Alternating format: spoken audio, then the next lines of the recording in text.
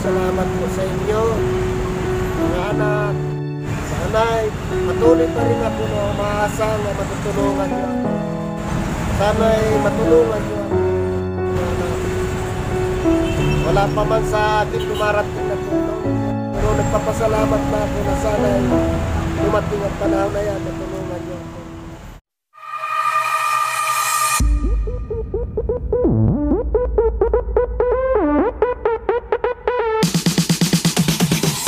So ngayon mga katambay, no, si tatay magkikwento siya tungkol sa buhay niya. At yun nga, buhay niya, paano siya napunta dito, paano, ano nangyari sa kanyang buhay, ba't siya nandito ngayon. So ngayon tatanungin natin si tatay mga katambay, no, kung anong karanasan niya dito sa Manila at kung bakit ganito yung kalagayan niya ngayon. So ito na mga katambay, magkwento na si tatay sa buhay niya, sa mga karanasan niya dito, ano nangyari sa kanya dito. 15 years tayo, no? So buhay mo dito sa Manila, 15 years, no? 15 years. So ito na mga katambay, pakinggan natin si tatay. So yung buhay mo tayo, saan ka man nagsimula tayo? Ilang taon ka ba bago napunta dito sa Manila? Marami ang ano ko sa puro sa construction. Ilang taon ka tayo bago ka napunta dito sa Manila tayo? Unang apa ko ng Maynila, 17 pa lang ang edad ko. 17? 17 years old. Yun nga, construction pa nga. So ba't ka pumunta dito tayo? Ano mo trabaho? Hanap buhay? Construction. So sa probinsya po, sa pangingisda.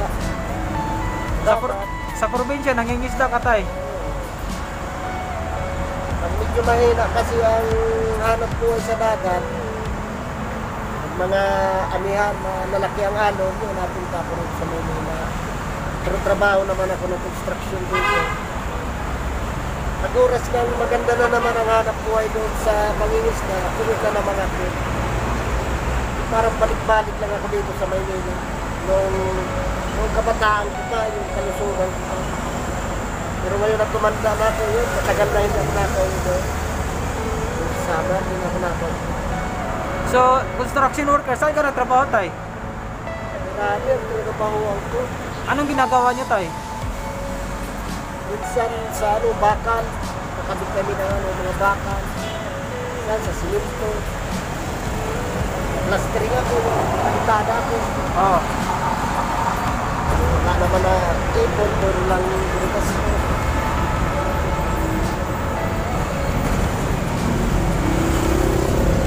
So, matagal ka na nangupahan dyan tayo? Yan. Sabi kaming dagat, nagupahan ako dati dyan. Ano lang, siguro ko mga 6 na buwan, napunta ako ng Pampanga. Isang taon ako sa Pampanga, yun, bumalik na naman ulit ako rito. Pagtrabaho ng mga ilang linggo lang dito, na tanggal naman ako. Dahil mahina na raw ako magtrabaho. Oo, yun talaga ang mahirap ngayon tayo. Pag mahina ka na magtrabaho, papalitan ka talaga ng medyo mabilis-bilis. So, siyempre, di natin pwedeng mapagkailayan kasi siyempre tumatanda tayo. Hanggang nagkakaedad tayo, unti-unti din bumabagal din ang ating kilos. So siguro, yun siguro ang dahilan kaya natanggal ka tayo, no? Yun na yun, dahil mahina na raw ako magtrabaho.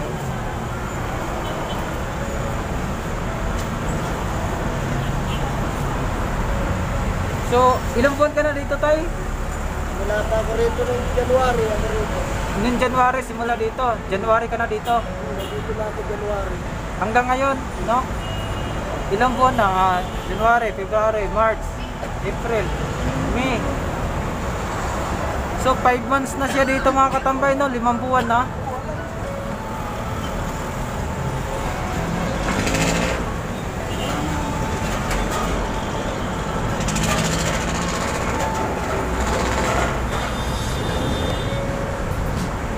So ingatan mo lang sarili mo tayo para pag may pamasahe ka na tayo, walang problema.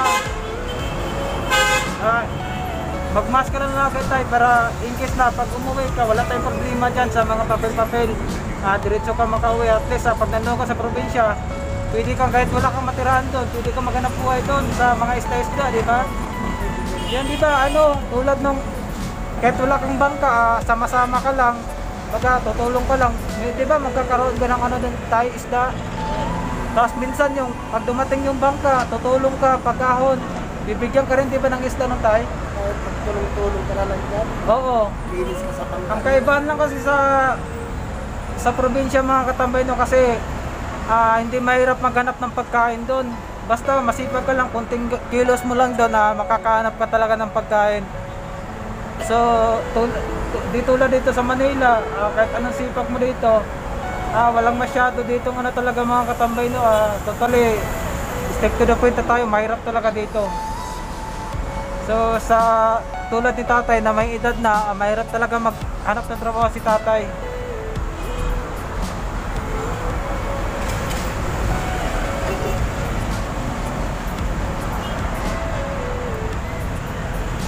Yan sa paligid, nag-a-apply ako dyan.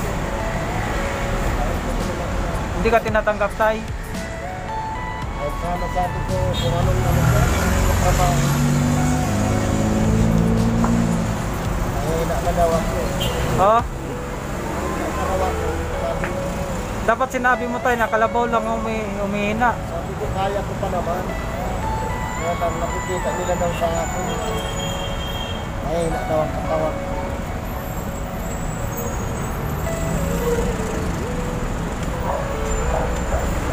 Anong sabi sa inyo tay nung taga saan ba yun tay nung nagsabi sa iyo tay napanood ka? Taga-road yun sa may, dyan sa may, ano, sa may malapit sa Basa Compound. Oh? Para nakilala niya ako eh. Sabi sa akin, "Hindi ba sa, ano, sa video, nakabidyo ka." Yun lang naman ang ano sa, sabi nakabidyo ka. Sabi ko, saan mo nakita? Sabi sa, ano ko sabi, tawag daw sa parang video cam. Ah, Nakabidyo daw ako. Yun lang naman ang sinabi niya sa... magpasalamat ka tayo sa mga nanonood sa video natin nung unang upload. Marami nag-comment sa iyo doon pero hindi pa tayo pinalad tayo. Unti-unti, sige tuloy-tuloy lang tayo. Magpasalamat ka tayo sa mga bumabati sa iyo, naawa sa iyo. Maraming salamat po sa inyo, mga anak. Sana'y patuloy pa rin ako na umaasa na matutulungan niyo ako. Sana'y matulungan niyo ako, mga anak. Wala pa man sa akin dumarating na tulong, pero nagpapasalamat na ako na sana'y dumating ang panahon na yan, matulungan niyo ako. Yun lang po. Maraming salamat sa inyo. So ayun,